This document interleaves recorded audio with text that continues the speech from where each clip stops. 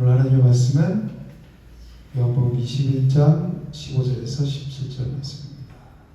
그들이 조반 먹은 후에 예수께서 시몬 베드로에게 이르시되 요한의 아들 시몬아 내가 이 사람들보다 나를 더 사랑하느냐 하시니 이르되 주님 그러하나이다. 내가 주님을 사랑하는 줄 주님께서 아시나이다.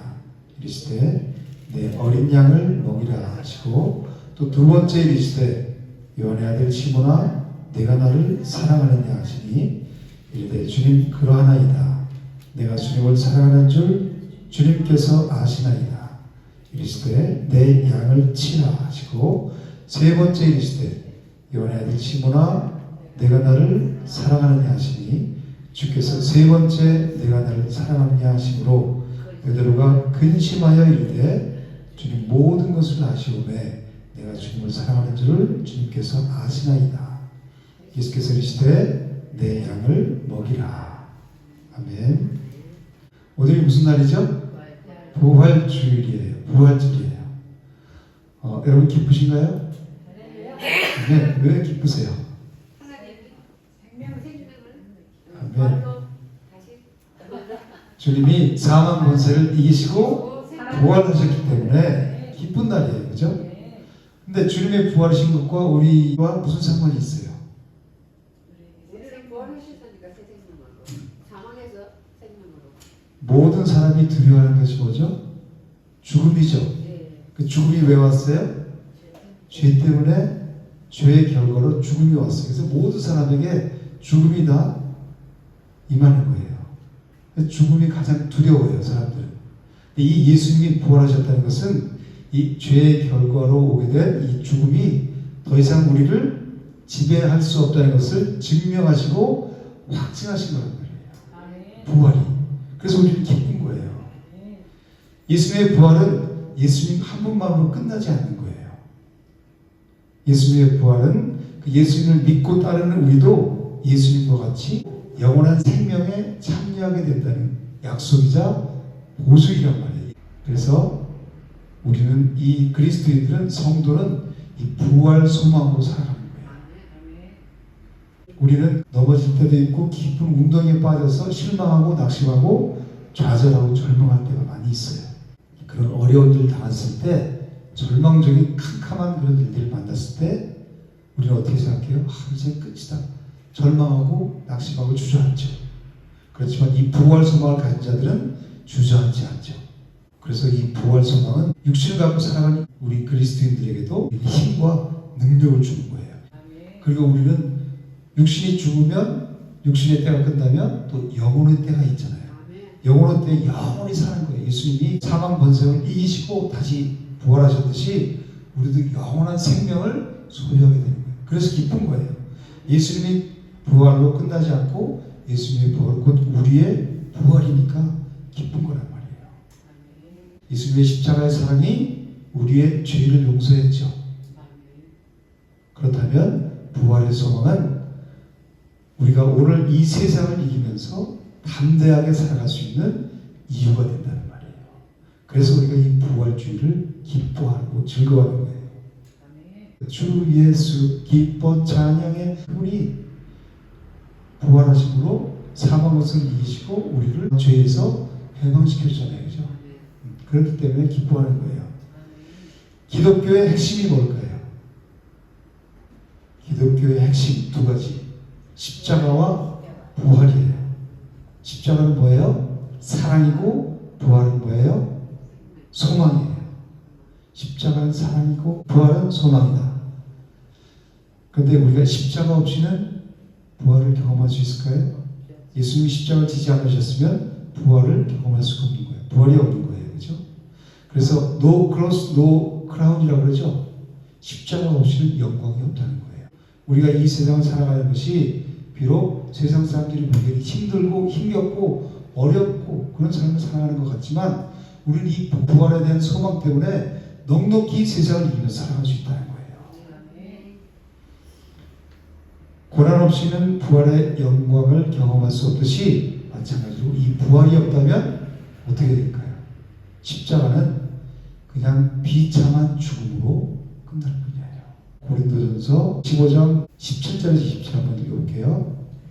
그리스도께서 다시 살아나신 일이 없으면 너희의 믿음도 헛되고 너희가 여전히 죄 가운데 있을 것이요 또한 그리스도 안에서 잠자는 자도 망하였으리니 만일 그리스도 안에서 우리가 바라는 것이 다만 이 세상의 사랑뿐이면 모든 사람 가운데 우리가 더욱 불쌍한 자이리라 이렇게 말씀하고 있어요.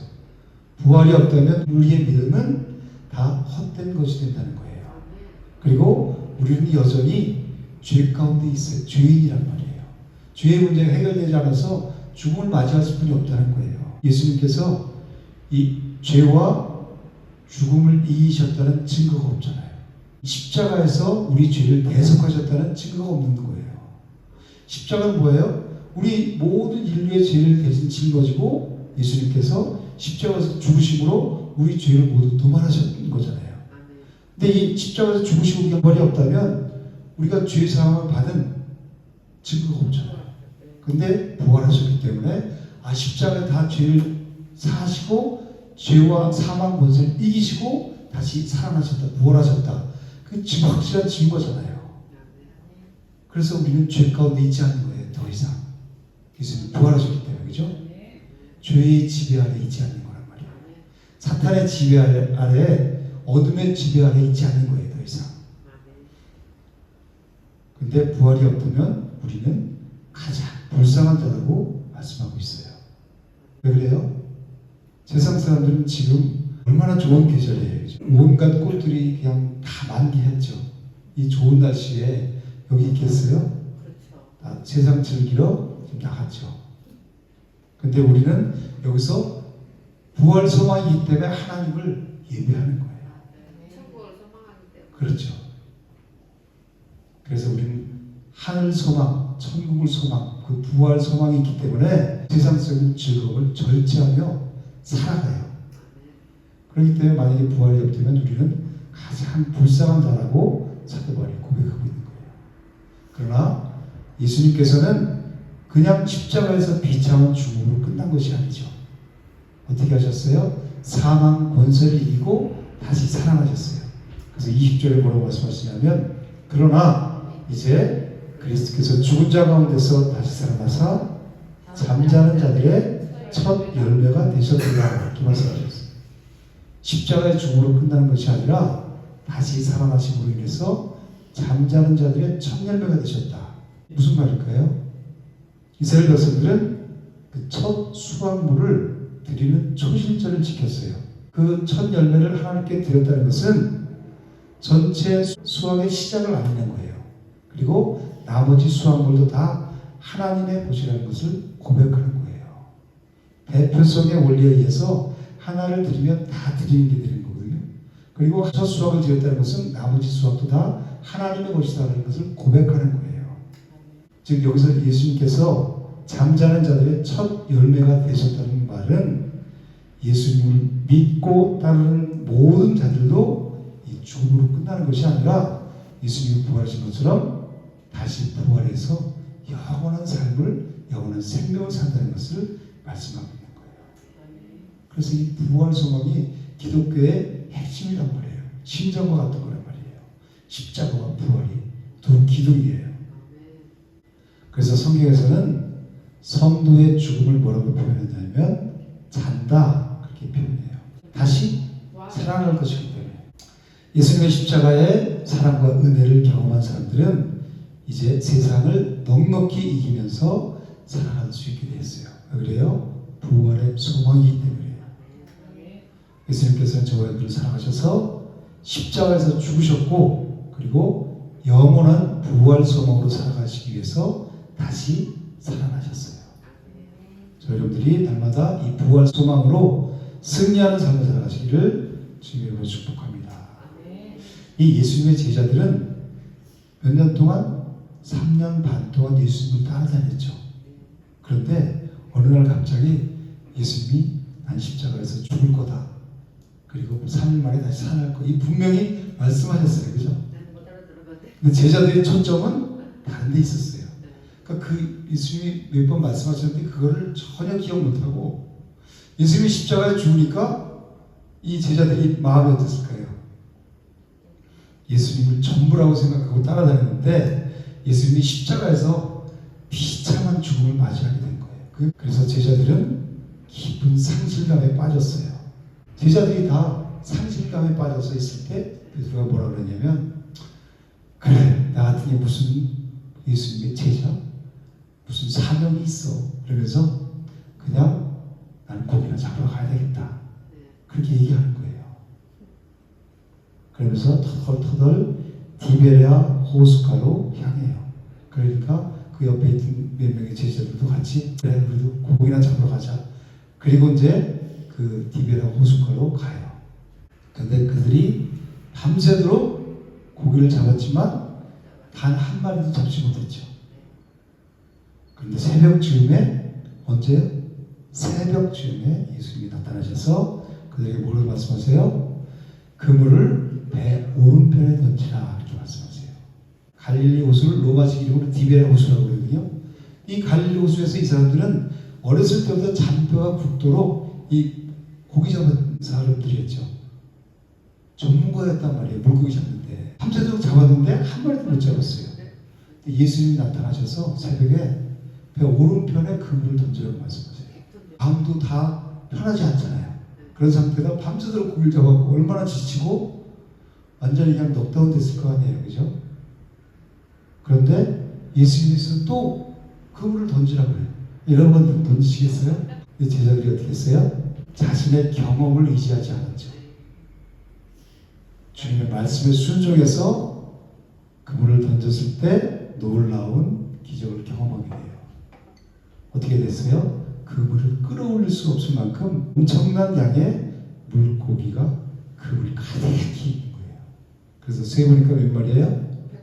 153마리. 제자들이 물고기를 한 마리도 잡지 못한 밤은 우리 인간적인 노력의 한계와 실패를 보여주는 거고, 그리고 예수님께서 나타나신 이 새벽은 뭐를 상징하냐면 회복과 새로운 사명의 시작, 그리고 부활의 소망을 상징하고 있어요. 여러분들 153 하면 생각나는 게 뭐 있어요? 원암이 볼펜이죠. 1963년도에 이 송삼석 회장이라는 사람이 사업의 부도로 인해서 너무너무 힘들었을 시기에 기도하다가 성경이 있는데 오늘 본문을 읽은 거예요. 이 사람들은 베테랑 어부들인데 자기 경험을 의지하지 않고 예수님의 말씀에 순종해서 그 피곤한데도 그 새벽에 한 마리도 못 잡았었는데 예수님이 던지라 그랬어. 거기에 순종해서 큰 물고기 153마리를 잡았어요. 이 본문을 읽다가 이 송삼석 회장이라는 사람이 내 사업도 이 베드로처럼 내 힘과 능력으로 하는 것이 아니라 예수님의 말씀에 순종해서 예수님께 모든 것을 맡기고 해봐야 되겠다. 그런 영감을 받은 거예요. 그래서 볼펜에 뭐라고 써있어요? 153이라고 써있죠. 1963년에 처음 나왔는데 40억짜리 이상 팔렸대요. 이게 우리가 상상이 안 되죠? 40억짜리면 지구를 12바퀴 돌 수 있는 12바퀴 일렬로 세워놓으면, 그리고 우리 국민 한 사람당 80자루 이상씩 썼다는 거예요. 근데 이 베드로가 잡은 153마리의 물고기는 이 실패와 죄책감에 짓눌려 있던 그의 인생의 커다란 터닝 포인트가 된 거예요. 근데 제자들이 육지에 올라오니까 누가 계세요? 예수님이 계시죠? 예수님이 이렇게 미리 준비하고 계시죠? 불을 피워놓고 기다리고 있어요. 근데 제자들이 이렇게 모였어요. 그러니까 제자들이 육지에 와서 올라오니까 숯불 위에 생선과 떡이 놓여 있어요. 그러니까 예수님께서 그 제자들에게 아침 식사를 대접하세요. 그리고 오늘 본문 15절에서 제자들이 다 밥을 먹은 후에 예수님께서 뭐라고 말씀하세요? 요한의 아들 시몬아, 내가 나를 이 사람들보다 더 사랑하느냐, 이렇게 물으세요. 이 베드로의 마음이 어땠을까요? 지금 예수님이 잡혀서 정말 고난 당하실 때 십자가 바로 전에, 지식 바로 전에 이 베드로가 세 번이나 예수님을 모른다고, 세 번째는 저주하면서까지 부인했던 사람이 바로 베드로잖아요. 근데 부활하신 예수님께서 그 베드로에게 나타나서 내가 나를 사랑하느냐 이렇게 물으시는 거예요. 아마 쥐구멍이 여기 있었다면 베드로는 들어가고 싶었을 거예요. 아마. 그죠? 그러니까 부활하신 예수님은 이 죄책감 때문에 고개를 들지 못했던 베드로에게 왜 너 나를 부인했느냐? 왜 도망쳤어? 그렇게 묻지도 않으셨어요. 근데 이때가 예수님께는 어떤 때예요? 십자가 죽음 앞에서 가장 처참하고 조롱을 당하시는 때잖아요. 그죠? 예수님은 이때가 지나면 나는 이제 십자가를 달릴 것을 아셨잖아요. 그죠? 그렇게 고난을 받고 조롱을 받았을 때에 세 번씩이나 자신을 따르던 제자가 저주하면서까지 부인했단 말이에요. 그런데 예수님은 그 베드로에 대한 배신감보다 오히려 이 죄책감에 시달리는 베드로의 마음을 먼저 보셨어요. 그리고 그 마음을 만져주신 거예요. 그래서 부활하신 후에 가장 먼저 이 베드로를 찾아가신 거예요.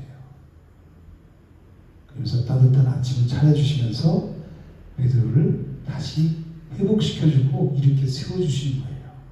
그리고 다른 말 다 필요 없어요. 딱 한 가지 물으시죠. 내가 나를 사랑하느냐. 그것은 베드로를 다시 일으켜주시는, 베드로를 다시 회복시켜주시는 주님의 용서이자 그리고 사랑이었어요. 근데 예수님께서 세 번 물으셨죠. 근데 첫 번째, 두 번째 내가 나를 사랑하느냐라고 물으실 때는 그 아가파우라는 단어를 쓰셨어요. 아가페 사랑 잘 아시죠? 조건 없는 사랑, 자신을 희생하는 헌신적인 사랑, 신적인 사랑을 아가페 사랑이라고 하잖아요. 근데 베드로는 뭐라고 대답했어요? 내가 주님을 사랑하는 줄 주님이 아십니다. 거기에서 베드로는 이 아가페로 대답을 하지 못해요. 필레오로 대답해요. 모두 다 주님을 버릴지라도 나는 주님을 버리지 않겠나이다. 이렇게 호언장담했었잖아요. 그죠? 예수님이 그 베드로에게 내가 정말 생명을 다해서 나를 사랑할 수 있냐? 아가파오로 물어보신 거예요. 근데 베드로는 차마 그 단어를 입에 담지 못하고 필레오로 대답하는 거예요. 필레오는 인간적인 사랑, 친구 간의 우정, 그 사랑을 필레오라고 그러죠. 주님, 제가 주님을 친구로서, 인간적인 사랑으로서 사랑하는 줄 주님께서 아시지 않습니까? 그렇게 지금 대답하는 거예요. 세 번이나 주님을 부인했던 베드로는 내가 목숨 바쳐서 주님을 사랑하겠습니다 라고 아가페 사랑을 고백할 용기가 없었던 거예요. 이건 뭐냐면 이 베드로가 자신의 한계를 인정한 거란 말이에요. 그 전에 죽는 데까지 같이 간다고 호언장담했었는데 인간적인 한계를 인정한 거예요. 겸손하고 솔직하게 대답한 거예요. 그래서 요한의 아들 시몬아, 네가 나를 사랑하느냐? 세 번째 물으세요. 여기서는 아가페 사랑이 아니라 첫 번째, 두 번째는 아가페, 아가파오로 물으셨지만 세 번째는 베드로가 두 번 대답한 거고 똑같이 필레오 사랑을 물으세요. 내가 정말 친구로서라도 나를 사랑하느냐? 근데 17절에 보면 그 예수님의 질문을 받고 베드로가 근심했다고 그러죠. 잠깐 근심했어. 왜 근심했을까요, 베드로가? 이 예수님이 세 번째 물으셨을 때 베드로가 무슨 생각이 들었을까요? 예수님이 가장 절체절명의 순간에 세 번이나 부인했잖아요. 그 생각이 탁 내리쳤을 거예요. 그죠? 그 불과 며칠 전이잖아요. 그죠? 주님을 모른다고 저주하면서 부인했던 그 밤이 생각나서 그 기억이 떠올라서 근심했던 거예요. 베드로는 자신의 의지와 열정을 믿고 호언장담했었죠.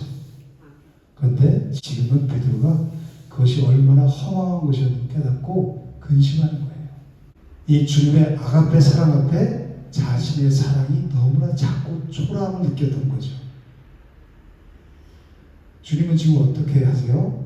자신을 세 번이나 배신했던 그 베드로를 향해서 사랑으로 다가오시죠. 그리고 너 왜 그랬어? 왜 나를 부인했어? 왜 저저 이런 거 한마디도 물으지도 않으시고 어떻게 하셨어요? 내가 나를 사랑하느냐 이걸 물으세요.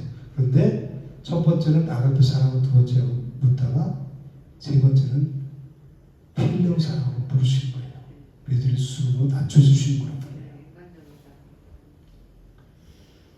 근데 자기의 사랑에 비해서 예수님은 그 큰 사랑으로 다가오셔서 자기를 위로해 주시고 그런 자기 자신을 초라한 모습을 봤을 때 자신은 주님을 사랑한다고 말할 자격조차 없다는 그 자책감이 베드로는 들었을 거예요. 그래서 근심했다 이렇게 표현하고 있어요. 근데 이 베드로의 근심은 절망으로 끝나는 근심이 아니에요. 자신의 초라함을 인정한 베드로는 뭐라고 고백하냐면 17절에서 뭐라고 고백하죠? 베드로가 세 번째 이르시되 요한의 시모나 내가 너를 사랑하느냐 하시니 주께서 세 번째 내가 너를 사랑하느냐 하심으로 베드로가 근심하여 이르되 세 번째 물으시니까 근심했다고 그랬죠. 주님 모든 것을 아시오매 내가 주님을 사랑하는 줄을 주님께서 아시나이다. 주님이 아신다는 거예요. 그죠? 자기 자신의 그 초라한 모습을 인정해서 주님이 아시잖아요. 그렇게 고백한 거예요. 그는 이제 자기의 확신을 내려놓고 주님의 그 사랑, 긍휼하신 사랑에 의지하게 된 거예요. 그래서 이 베드로의 근심은 단순한 근심이 아니라 자기 부인을 통한 진정한 회복의 과정이었다는 거예요. 주님은 베드로의 그 낮아진 마음에 뭐라고 말씀하세요? 내 양을 먹이라. 이렇게 새로운 사명을 그에게 맡겨주세요. 예수님은 그 아가페 사랑, 그 주님의 신적인 사랑, 높은 수준의 사랑으로 베드로에게 강요하면서 베드로를 몰아붙이지 않으셨죠. 첫 번째, 두 번째 이렇게 물으시다가 세 번째는 필레오 사랑으로 눈높이를 낮춰서 베드로에게 다가가셨어요. 그러면서 베드로의 그 정도의 수준도 인정하시고 그리고 그 정도의 사랑이라도 괜찮다. 그 사랑으로 내 양을 먹이라. 이렇게 말씀하시는 거예요. 예수님께서는 우리의 완벽함을 원하지 않으세요. 뭐를 원하세요? 솔직하고 진솔한, 진실된 마음, 낮아진 겸손한 마음을 원하세요. 그래서 우리가 교회 처음 오면 우리는 우리 자존심이라는 게 있잖아요. 그죠? 그게 세상에서 형성된, 세상에서 자라고 보고 듣고 배우고 자란 그 자아죠. 자아. 그게 나라고 생각하잖아요. 그죠? 신앙생활을 하면서 오늘 베드로처럼 철저하게 실패를 경험하고 나서 주님 앞에서 모든 그 껍데기를 다 벗어버려요. 그리고 진실되게 주님 앞에 고백하는 거예요. 옛날에 호언장담했지만 지금 그런 사람으로 주님을 사랑할 수 있는 존재가 아닙니다. 그러니까 주님이 그 사랑을 받아주시고 내 양을 먹이라 이렇게 말씀하시는 거예요. 우리는 이미 지나간 과거를 붙잡고 거기에 얽매여서 살아갈 때가 많이 있어요. 근데 주님은 지금 우리의 마음 상태를 보시는 거예요. 우리가 과거에 매여 살면 사망 가운데 살아갈 수뿐이 없어요. 계속 사탄은 그거를 물고 어둠 가운데, 사망 가운데, 멸망 가운데 빠져들어가게 해요. 계속 생각 꼬리를 물게 하잖아요. 거기 과거 일에 얽매이게 해서. 근데 우리는 그리스도인들은 기독교 신앙은 과거에 매이는 것이 아니라 미래를 소망하면서 이 부활 소망으로 날마다 이기는 삶을 살아가는 거예요. 주님이 베드로에게 물으셨던 것처럼 저와 여러분들에게도 물으신다면 누구야? 내가 나를 정말 사랑하느냐? 지금 저와 여러분들에게 물으신다면 여러분들 어떻게 대답하시겠어요? 베드로가 주님이 하시나이다. 주님께서 하십니다. 주님께서 내 마음 아시리. 여러분들 세상 그 무엇보다 주님을 정말 사랑하십니까? 그 사랑이 우리를 살려요. 저 여러분들의 고백을 주님께서 기뻐 받으실 줄 믿습니다. 베드로는 지금 불 앞에서 예수님을 부인했죠. 그때 그런데 지금도 여전히 불앞에서 똑같은 상황이에요. 하나님이 연출하신 거예요. 그러면서 불앞에서 내가 나를 사랑하냐. 주님은 베드로가 넘어졌던 자리, 실패한 자리에서 그를 지금 회복시켜 주는 거예요. 그리고 3번이나 예수님을 부인했죠. 그래서 예수님도 3번 부르신 거예요. 3번 부인했던 입술로 3번 주님을 사랑한다고 주님께서 하십니다. 미처 내가 사랑한다는 고백을 못하지만 죄책감 때문에. 그렇지만 주님은 베드로의 입술로 그 사랑을 고백하게 하셔서 다시 베드로를 회복시켜 주시고 그리고 그에게 사명을 주시는 거란 말이에요. 사명을 주시면서 뭐라고 말씀하세요? 첫 번째는 내 어린 양을 먹이라. 두 번째는 내 양을 치라. 세 번째는 내 양을 먹이라. 이렇게 말씀하세요. 어린 양을 먹이라는 것은 어린 양은 연약한 성도들을 의미해요. 그래서 그들에게 뭐를 먹일까요? 그렇죠. 하나님의 말씀으로 양육하라는 거예요. 우리 먹는 것은 말씀을 먹는 거예요. 예수님을 먹는 거란 말이에요. 믿음이 연약한 자들에게 하나님의 말씀으로 양육해서 그 영이 자라게 하라고 말씀하시는 거예요. 그래서 내 어린 양을 먹이라 그렇게 사명을 맡겨주셨고, 두 번째는 내 양을 치라 그렇게 말씀하셨죠. 이 친다는 말은 돌보다 다스리다 그런 뜻을 가지고 있거든요. 믿음의 공동체를 돌보고 인도하고 양육하라, 즉 목양하라는 말씀이에요. 하나님의 말씀만 던져주고 끝이 아니라 계속해서 그 영혼이 자라갈 수 있도록 목양하라는 거예요. 그리고 다시 세 번째는 뭐라고 말씀하세요? 내 양을 먹이라. 이제 성숙한 성도들도 계속해서 말씀을 먹어서 계속 자라는 거죠. 어디까지? 그리스도의 장성한 분량까지. 그래서 계속 말씀을 공급하라는 거예요. 모든 사역의 중심에는 하나님의 말씀이 있다는 것을 강조하시는 거예요. 성도는 말씀을 먹어야 되는 거예요. 어린 양을 먹이라, 내 양을 치라, 내 양을 먹이라. 말씀이잖아요. 처음 끝이다. 그죠? 말씀을 먹어야 우리 영이 자라고 우리 영혼이 소성되고 살아나는 거예요. 그래서 요한복음 6장 63절에 뭐라고 말씀하냐면, 살리는 것은 영이니 육은 무익하냐. 내가 너에게 이른 말은 영이요 생명이라. 하나님의 말씀이, 예수님의 말씀이 곧 우리의 영이요 생명이라는 거예요. 그래서 하나님의 말씀은 뭐라 그래요? 우리 영혼의 양식이라고 그러죠. 우리가 그 영혼의 양식인 하나님의 말씀을 먹을 때 죽었던 영이 살아나고 말씀으로 계속해서 성장해 가는 거예요. 배가 고프면 음식을 찾게 되죠. 음식을 먹어야 우리 육신적인 생명을 유지할 수 있잖아요. 그죠? 우리 영적인 생명을 유지하려면 하나님의 말씀을 먹어야 된다는 거예요. 주님은 지금 베드로에게 내가 나를 사랑하느냐 이렇게 물으심으로 예수님을 부인했던 그 입술로 다시 사랑을 고백하게 하시는 거예요. 그렇게 베드로를 회복시킨 후에 그에게 뭐라 그래요? 사명을 맡겨주셨어요. 그 사명은 뭐예요? 먹이는 거예요. 성찬은 예수 그리스도의 살과 피를 먹는 거예요. 그죠? 보이는 말씀이란 말이에요. 우리가 이 말씀을 먹어야 살잖아요. 베드로에게 맡기신 사명은 먹이는 거예요. 내 어린 양을 먹이라, 치라, 먹이라 그렇게 말씀하시잖아요. 누구든지 주님을 사랑하는 자들은 그 영혼에 관심을 갖게 돼요. 그 십자가의 사랑을 경험하게 되면 그 영혼에 관심을 갖게 돼요. 그전에는 육적인 삶, 눈에 보이는 것만 관심을 갖고 살던 사람들이 그 사랑을 경험하게 되면 이제 그 영혼에 관심을 갖게 돼요. 그래서 그 영혼을 살리는 자로 하나님께서 사용하시는 거예요. 우리 영혼을 살리는 것은 오직 하나님의 말씀뿐이 없어요. 오늘이 예수님께서 사망 권세를 이기시고 살아나신 부활절이죠. 그리고 하나님께서 우리 은혜교회를 세우신 지 몇 주년이 됐어요? 8주년이 되는 뜻깊은 날이에요.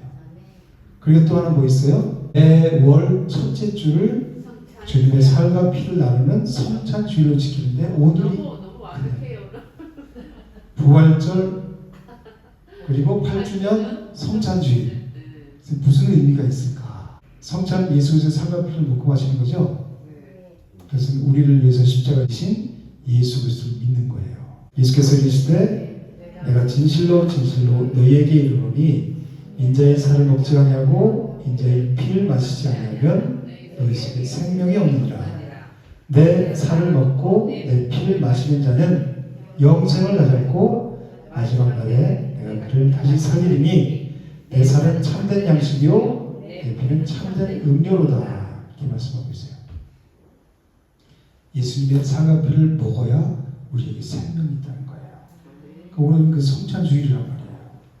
부활절 8주년 성찬주일, 이 세 가지가 한날에 모인 것은 결코 우연이 아니에요. 우리 그리스도인들에게는 우연이 있을 수가 없어요. 그죠? 모든 것이 다 하나님의 섭리 가운데 살아가고 있어요. 성경에서 창조의 완성인 그 완전수를 7 그러잖아요. 그죠? 8은 뭐를 상징해요? 부활과 새로운 시작을 상징하고 있어요. 이게 만난 거잖아요. 그죠? 오, 진짜네. 네. 창조의 완성의 수인 7, 그리고 부활의 숫자 8. 새로운 시작을 시작하는 8. 이게 만난 거잖아요. 그죠? 아멘.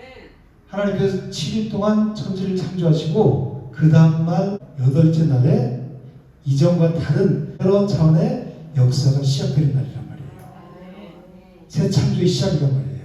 그리고 창세기 17장에 보면 8일 만에 뭐를 받았죠? 할례를 받게 하셨죠? 그것은 뭐냐면 하나님의 언약 백성으로서 새롭게 태어난다는 것을 의미하는 거예요. 언약의 시작이라는 거예요. 그죠? 그리고 또 노아의 방주에서 살아난 사람이 몇 명이에요? 8명이죠? 그래서 홍수 심판 이후에 새롭게 시작될 인류의 새 창조를 예표하고 있는 거예요. 그러니까 새 인류의 시작인 거예요. 새 창조의 시작, 언약의 시작, 할례, 그리고 새 인류의 시작. 방주에서 살아나는 이 겹친 거예요. 그리고 무엇보다 더 중요한 게 뭐냐면 예수님은 안식일 다음 날, 즉 뭐예요? 8번째 날 주일 아침에 부활하셨어요. 8일째 날 부활하셨단 말이에요. 그래서 요한복음 20장 19절에 뭐라고 말씀하냐면 이날 곧 안식 후 첫날 저녁 때에 제자들이 유대인들을 두려워하여 모인 곳의 문들을 닫았더니 예수께서 오사 가운데 서서 이르시되 너에게 평강이 있을지어다 이렇게 말씀하세요. 두려움에 떨던 제자들을 찾아오셔서 부활하신 주님이 찾아오셨죠. 찾아오셔서 뭐라고 말씀하세요? 너희에게 평강이 있을지어다 그렇게 말씀을 하심으로 인해서 평강이라는 새로운 시대가 열릴 것을 말씀하시는 거예요. 누가 평강이에요? 예수 그리스도 자신이 평강이잖아요. 8째 날 찾아오셔서 제자들에게 너희에게 평강이 있을지어다 이제 평강의 시대가 올 것이라는 것을 말씀하고 있다는 거예요. 우리는 토요일이 안식일이 아니라 예수님이 부활하신 안식 후 첫날 8째 날을 기념해서 주일을 지키잖아요. 모두 8째 날이잖아요. 주일, 월, 화, 수, 목, 금, 토 주일, 그죠? 그러니까 8일째잖아요. 그죠? 안식 후 첫날 우리는 예수님의 부활을 기념해서 안식 후 첫날 드리는 거예요. 여기서 안식 후 첫날 주일날 예배를 드리는 거예요. 그래서 하나님께서 이 부활절과 설립 8주년 그리고 이 성찬주의를 영적으로 완벽하게 예배하신 거예요. 그래서 이 8이라는 숫자가 상징하는 새 창조와 이 부활의 은혜가 오늘 은혜 교회에 충만하게 임하길 줄 믿습니다. 이제부터 새로운 시작이 도래한다는 거예요. 그럼 정말 부흥이 뭐예요? 우리 눈과 귀가 열리는 거죠. 그렇죠. 오늘 이 본문에서 베드로가 호언장담하고 그렇게 내가 죽는 데까지 따라가겠습니다. 내가 그렇게 했던 것들이 다 그 거품에다 사라졌잖아요. 그죠? 그래서 정말 내가 주님 살아가실 때 주님이 잘 아시잖아요. 이렇게 겸손한 자리로 내려갔듯이 우리가 이 세상의 모든 거품이 다 빠지고 정말 주님만 예수가 그리스도이심을 내가 믿고 예수가 나의 메시아 구원자이심을 믿고 정말 우리 영혼이 날마다 새롭게 거듭나서 정말 하나님만을 찬양하고 하나님 나라를 위해서 하나님의 뜻이 하늘에서 이루어진 것 같이 이 땅에서도 이루어지는 일에 새로운 사명을 우리에게 맡기신 거예요. 먹이는 사명, 사랑하는 가족, 사랑하는 남편, 여러분 사랑하는 아내, 내 주위에 있는 모든 사람들에게 하나님께서 새로운 사랑을 맡기시는 거예요. 아까 여러분들이 내가 나를 사랑하느냐 이렇게 물으신다면 사랑합니다. 대답한다고 그러셨죠? 그 사랑의 고백 이후에 사명을 맡기시는 거예요. 무슨 사명이에요? 내게 관계된 자들에게 먹이는 사명. 베드로처럼 말씀을 내가 먼저 먹고 내가 누려야 그거를 먹일 수 있잖아요. 그죠? 저와 여러분 새로운 사명을 부여받은 거예요. 우리는 이 사명으로 살다가 이 사명이 끝나면 하나님께서 부르시는 기쁨으로 그 나라에 가는 거예요. 그래서 우리는 이 소망으로 살아간단 말이에요.